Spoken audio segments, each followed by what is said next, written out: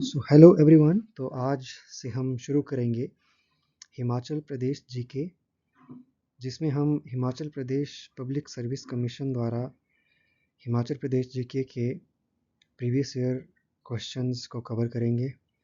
ये पार्ट 1 है। इस तरह से हम एक सीरीज़ में Himachal Pradesh public service commission द्वारा अलग अलग एग्ज़ाम में पूछे गए हिमाचल प्रदेश जीके के क्वेश्चन को कवर करेंगे। तो शुरू करते हैं। तो इसमें पार्ट 1 में हम कवर करेंगे 2023 के Himachal Pradesh administrative services preliminary examination में पूछे गए प्रश्नों को। तो शुरू करते हैं। प्रश्न नंबर 1। प्रश्न नंबर 1 पर जब हम आते हैं तो arrange this event related to Himachal Pradesh in chronological order, यानी आपको क्रोनोलॉजिकल ऑर्डर में दिए गए इवेंट्स को लगाना है। तो गिव इट अ ट्राई। तो जहाँ पे पहला mass movement of Nalagarh, second पे land movement of Sirmaur, third पे पीजेंट मूवमेंट ऑफ ठियोग और चौथे ऑप्शन में फार्मर मूवमेंट ऑफ चंबा दिया गया है। इनको आपने रीअरेंज करके क्रोनोलॉजिकल ऑर्डर में लगाना है। तो अगर हम बात करें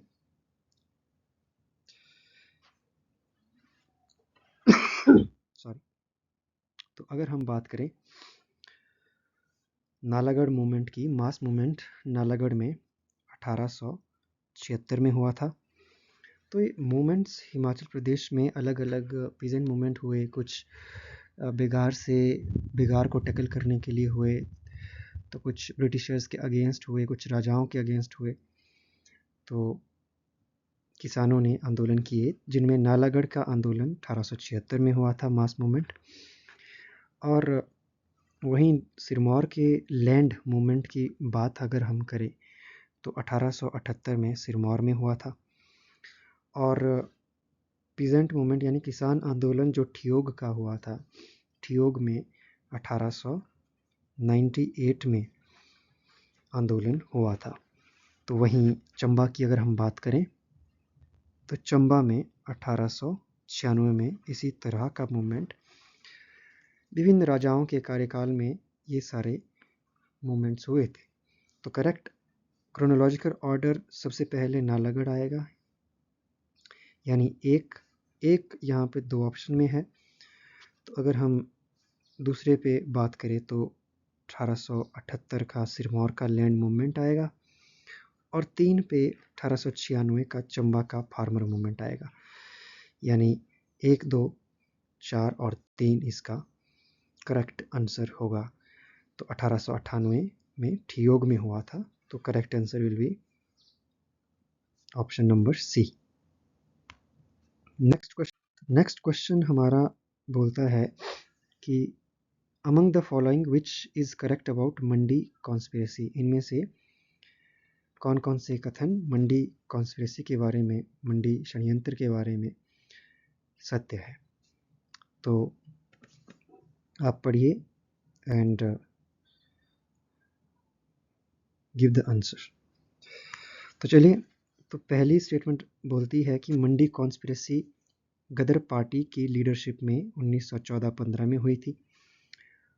दूसरी स्टेटमेंट कहती है कि कुछ गदर पार्टी के मेंबर यूएसए से आए थे वर्कर्स को रिक्रूट करने के लिए मंडी को और सुकेत स्टेट को। ठीक है, यूएसए से आए थे। थर्ड स्टेटमेंट बोलती है कि मियाँ जवाहर और queen of Mandi Khairgarhi came under their influence. तो मियाँ जवाहर और मंडी की रानी खैरगढ़ी उनसे प्रभावित हुए थे। और चौथी स्टेटमेंट बोलती है कि इस आयोजन में जो गदर पार्टी के मेंबर हैं वो सक्सेसफुल हुए थे। तो गदर पार्टी की अगर हम बात करें तो ये बात ठीक है कि मंडी षड्यंत्र में या फिर मंडी कॉन्स्पिरेसी में गदर पार्टी का रोल था। 1914-15 में हुई थी, बिल्कुल ये बात ठीक है। और यूएसएस से कुछ मेंबर्स आए थे ताकि वो मंडी और सुकेत स्टेट से रिक्रूट कर सके मेंबर्स को, तो ये भी आपके पास ठीक है स्टेटमेंट। और मियाँ जवाहर सिंह हुआ करते थे और एक मंडी की रानी खैरगढ़ी, जिनका नाम राजकुमारी ललिता कुमारी था, और ये मंडी के राजा भवानी सेन की पत्नी हुआ करती थी। तो इन्होंने काफ़ी मंडी कॉन्स्पिरेसी में इनका काफ़ी हाथ योगदान था और गदर पार्टी की एक्टिव मेंबर हुआ करती थी। तो स्टेटमेंट नंबर 3 भी हमारे पास ठीक हो जाती है। तो इस वेंचर में गदर पार्टी सक्सेसफुल होती है, ये डाउटफुल है क्योंकि ये सक्सेसफुल नहीं रहा था, इसमें वो विफल हुए थे, इसमें उन्हें सफलता नहीं मिली थी। तो चौथी स्टेटमेंट गलत है, तो करेक्ट आंसर 1, 2 और 3 इसका होगा। नेक्स्ट क्वेश्चन की तरफ चलते हैं।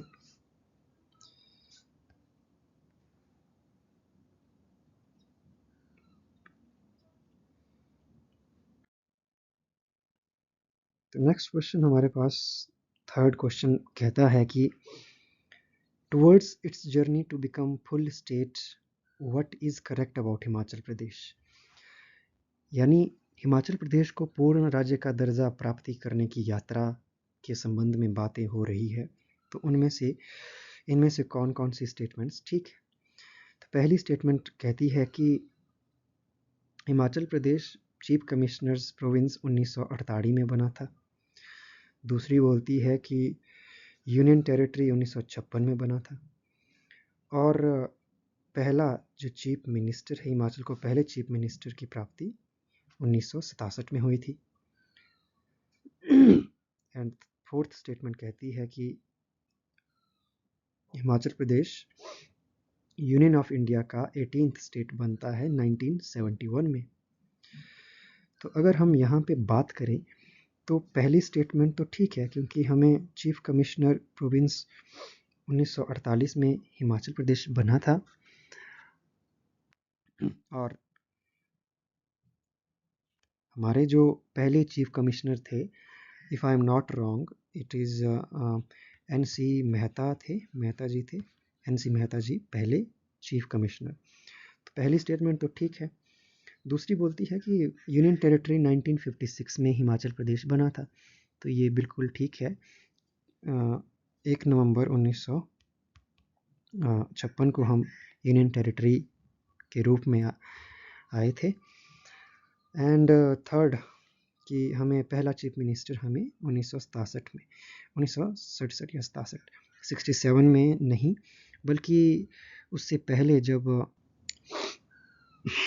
तो इससे पहले ही हमें हमारे पहले चीफ मिनिस्टर 1952 में मिले थे, YS परमार जी के रूप में हमें प्राप्ति हुई थी। तो तीसरा तो गलत है, दूसरा ठीक है। 1 और 2 ठीक है, तो मतलब ऑप्शन इन दोनों में से कोई एक होगा, लेकिन हम देखते हैं कि फोर्थ स्टेटमेंट में क्या लिखा है। 18th state of union of India हम बन जाते हैं, तो ये बिल्कुल ठीक है कि हम 18वें राज्य के रूप में 1971 में जब हमें पूर्ण राज्य का दर्जा मिलता है तो हम 18th state union of India के बन जाते हैं। तो यहाँ पे अगर हम बात करें कि हमें 1952 में हमें फर्स्ट CM मिले थे, YS परमार जी के रूप में। एंड आफ्टर दैट 1956 में जब हम चीफ मिनिस्टर का यानी एबॉलिश किया जाता है ऑफिस ऑफ चीफ मिनिस्टर, जब UT हिमाचल प्रदेश बनता है, तो उसके बाद 1963 में जब री-एस्टेब्लिश होता है हमारे पास स्टेट, तो 1963 में दूसरी बार YS Parmar ji chief minister बनते हैं। And this is all. Coming to the next question.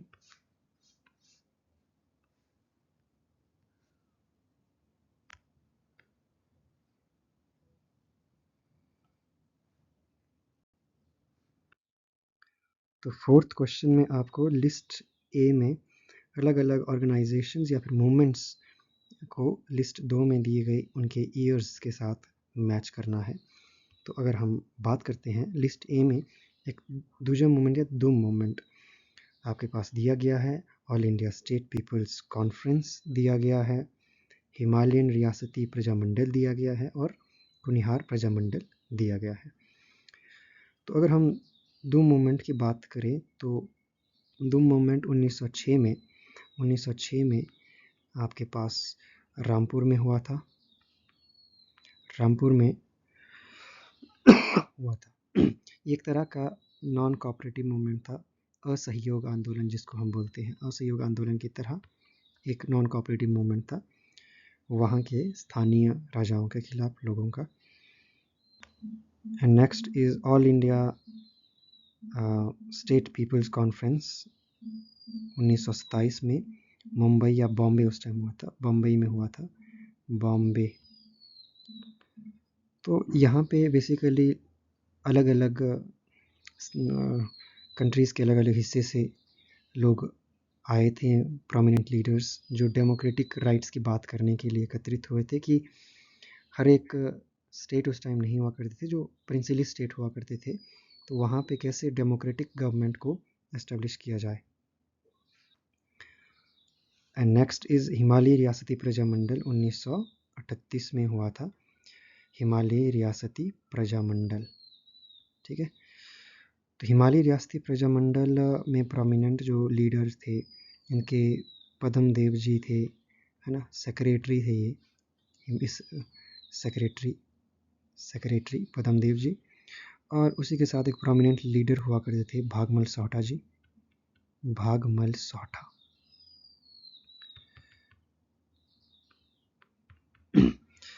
And next Kunihar Prajamandal, next is Kunihar Prajamandal 1939 में। तो अगर हम बात करें ए का 3 है तो यानी वैसे तो आंसर ऐसे ही निकल गया था एक ही ऑप्शन से मैच करके, लेकिन हमने जान लिया अलग अलग अन्य ऑप्शंस को भी। तो कुनिहार प्रजामंडल के बारे में अगर हम देखें तो कुनिहार प्रजामंडल, तो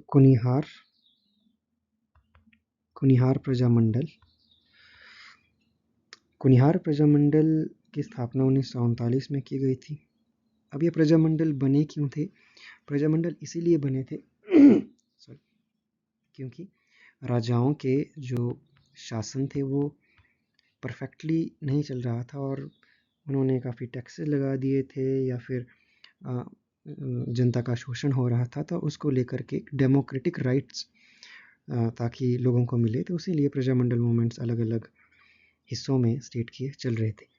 तो 1939 में कुनिहार प्रजामंडल की स्थापना की जाती है और इसके नेता मुख्य जो थे, एक बाबू काशीराम जी एंड दूसरे हमारे गौरी शंकर जी थे। एंड उस टाइम राणा जो थे, उस टाइम वहाँ कुनिहार के राणा के खिलाफ उन्होंने कुछ मांगे रखी थी कि जो उनके इस मूवमेंट को अलग अलग लोग भी उससे जुड़े हुए थे, तो उनको राजा ने क्या किया था कि उनको गिरफ्तार कर दिया था। तो उनकी पहली मांग थी कि उनको रिहा किया जाए, है ना, जो और दूसरी थी कि जो टैक्सेस थे, लैंड टैक्सेस काफ़ी ज़्यादा लगाए हुए थे, तो उनमें 25% तक रिड्यूस करने के लिए उन्होंने मांग रखी थी इस प्रजामंडल ने, कुनिहार प्रजामंडल ने। और एक सुधार कमेटी का निर्माण भी किया जाए, सुधार कमेटी का, ये भी उनकी मांग थी।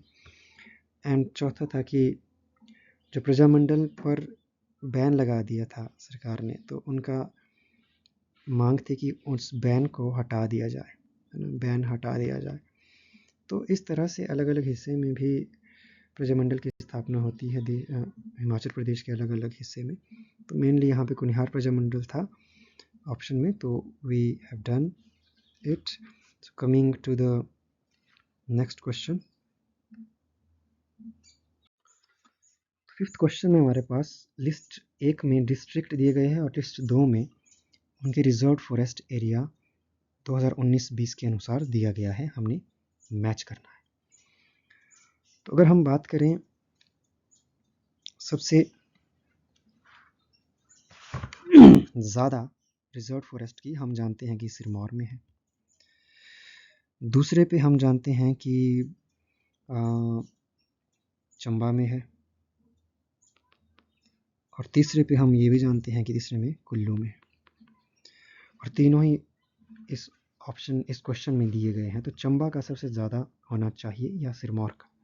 सिरमौर का 1050 अगर हम करते हैं स्क्वायर किलोमीटर्स, तो चंबा का दूसरे पे आता है तो 374 स्क्वायर किलोमीटर्स. ठीक है. ए का 2, सी का 1. सी का 1 अगर हम देखें तो 2 में है और ए का 2 बी ऑप्शन में है, तो B will be the correct answer. तो अगर हम कुल्लू की बात करें तो कुल्लू में 164 वर्ग किलोमीटर 2019-20 के अनुसार हम देख रहे हैं. It may be updated depending on the recent report. तो कांगड़ा में सबसे कम फिर 70 वर्ग किलोमीटर 2019-20 के अनुसार. ठीक है.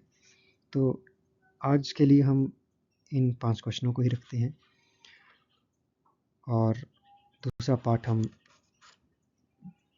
जल्दी ही कवर करेंगे. So till then, thank you and keep learning, keep the pace on. मिलते हैं नेक्स्ट लेक्चर में. Thank you so much.